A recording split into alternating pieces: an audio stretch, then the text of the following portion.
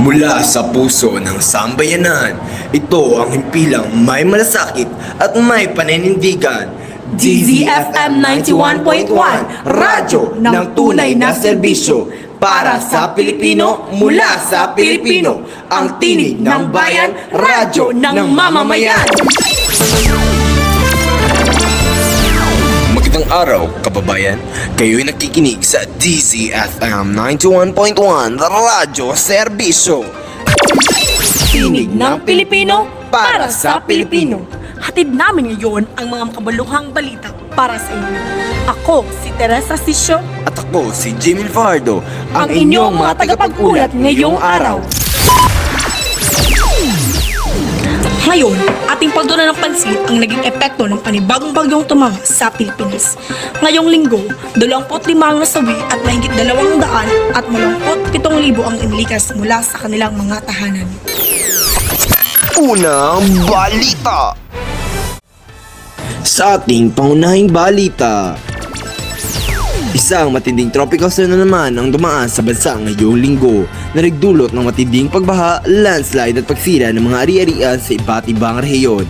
Ayon sa ulat ng National Disaster Risk Reduction and Management Council or NDRRMC, umabot na sa 25 ang nasawi habang higit sa 287,000 katao ang kinakailangan lumikas para sa kanilang kaligtasan. Samantala, maraming lalawigan sa Luzon at Visayas ang apektado kabilang na mga lugar na dati na ring nasalanta ng mga naunang bagyo. Ang mga local government units ay patuloy na nagsasagawa ng relief operations ngunit may mga ulat na kakulangan sa pagkain, tubig at gamot sa ilang evacuation centers. Magbabalik ang DZFM Radyo Serbisyo. Paalala mula sa Radyong Serbisyo. Ang kalamidad ay bahagi na ng ating realidad, ngunit sa panahon ng sakuna, ang malasakit at bayanihan ay ating sandigan.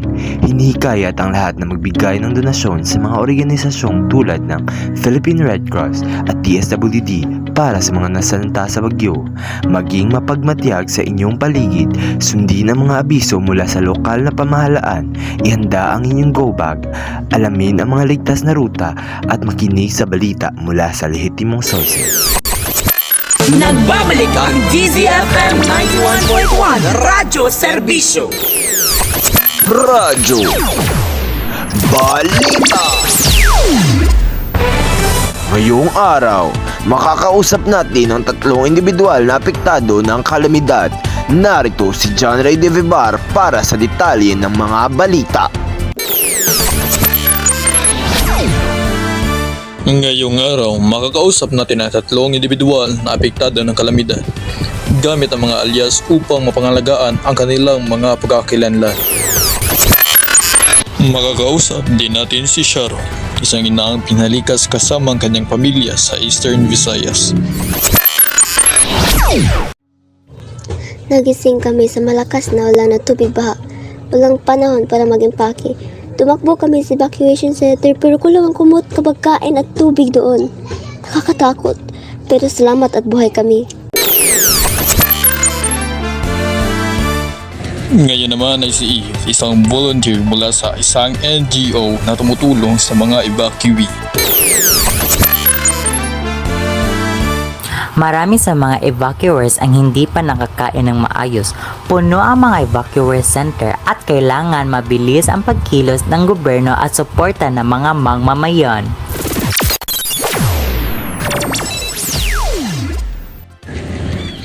At makakausap din natin si Carlos, isang guro na nawala ng bahay dahil sa landslide. Isang iglap lang, wala ng bahay namin.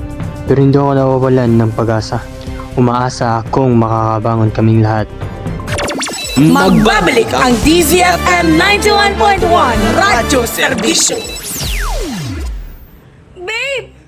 Buntis ako! Paano nangyari yun? Anong paano? Hindi pa ako handa maging batang ina.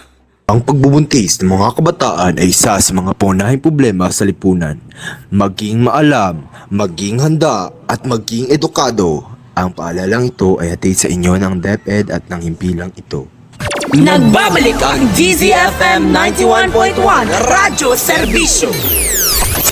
DZFM 91.1 Radyo Serbisyo. Magandang araw mga kababayan. Sa harap ng kalamidad ng ating bansa, bagyo, lindol at baha. Panahon na para tayo'y magtanong, handa ba tayo? Bakit tila laging huli ang kilos na mga dapat kumilos? Gayon pa man, sa gitna ng unos, namayani pa rin ang bayanihan. Mga ordinaryong mamamayan ang nagdadamayan.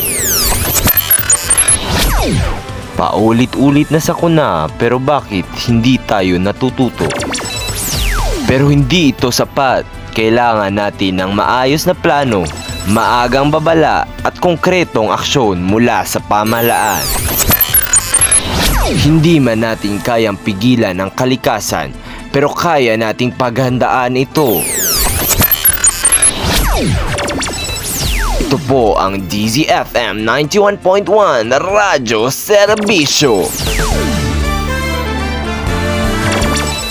Sa panahon ng sakuna, ang tunay na serbisyo ay hindi lamang naririnig, ito ay nararamdaman.